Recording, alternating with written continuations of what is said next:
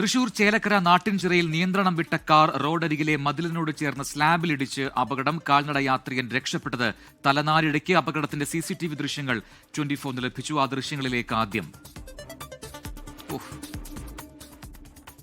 സൂരജ് സജി തൃശൂരിൽ നിന്ന് ചേരുന്ന കൂടുതൽ വിവരങ്ങളായി. സൂരജ്, തലനാരിഴയ്ക്ക് എന്നൊക്കെ പറയുന്നത് അക്ഷരാർത്ഥത്തിൽ ഇത് തന്നെയാണ്.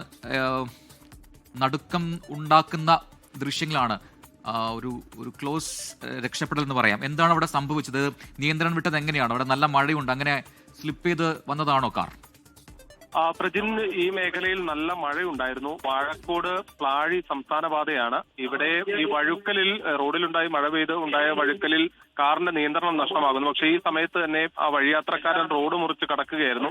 ഈ അപകടത്തിൽപ്പെട്ട കാറ് റോഡിന്റെ അടുത്ത ട്രാക്കിൽ, എതിർവശത്തെ ട്രാക്കിലെത്തി സ്ലാബിലേക്ക് ഇടിച്ചു കയറുകയായിരുന്നു. ആ സമയത്ത് ഈ അകത്തെ ഗേറ്റിലേക്ക് ചേർന്ന് നിന്നാണ് ഈ കാൽനട യാത്രക്കാരൻ രക്ഷപ്പെടുന്നത്. എന്തായാലും ഞെട്ടിക്കുന്ന ദൃശ്യങ്ങളാണ് പുറത്തു വന്നിരിക്കുന്നത്. ഇന്ന് ഉച്ചയ്ക്ക് 12:15 ഈ കുറുമല സ്വദേശികൾ സഞ്ചരിച്ചിരുന്ന കാറ് അപകടത്തിൽപ്പെട്ടത്. ഈ കാർ അമിത വേഗത്തിലായിരുന്നു എന്നുള്ളതാണ് നമുക്ക് ലഭിക്കുന്ന വിവരം. ഈ കാൽനട യാത്രക്കാരൻ എന്തായാലും പരിക്കേൽക്കാതെ രക്ഷപ്പെട്ടിട്ടുണ്ട്. ഈ കാറിൽ ഉണ്ടായിരുന്ന ആളുകൾക്കും പരിക്കേറ്റിട്ടില്ല. ഇടിയുടെ ആഘാതത്തിൽ കാറിന്റെ മുൻവശം പൂർണ്ണമായും തകർന്നിട്ടുണ്ട്. ഇതൊരു വളവാണ്, സ്ഥിരം അപകടം നടക്കുന്ന മേഖല കൂടിയാണ്. കഴിഞ്ഞ ആഴ്ച ബസ്സും കാറും ഈ മേഖലയിൽ കൂട്ടിയിടിക്കുകയും ചെയ്തിരുന്നു. പ്രജൻ, തീർച്ചയാണ്, ദൃശ്യങ്ങൾ വ്യക്തമാണ്. അതൊരു വളവാണ്. സ്വാഭാവികമായിട്ടും വേഗം കുറച്ചു വരേണ്ട ഒരു മേഖലയാണ്.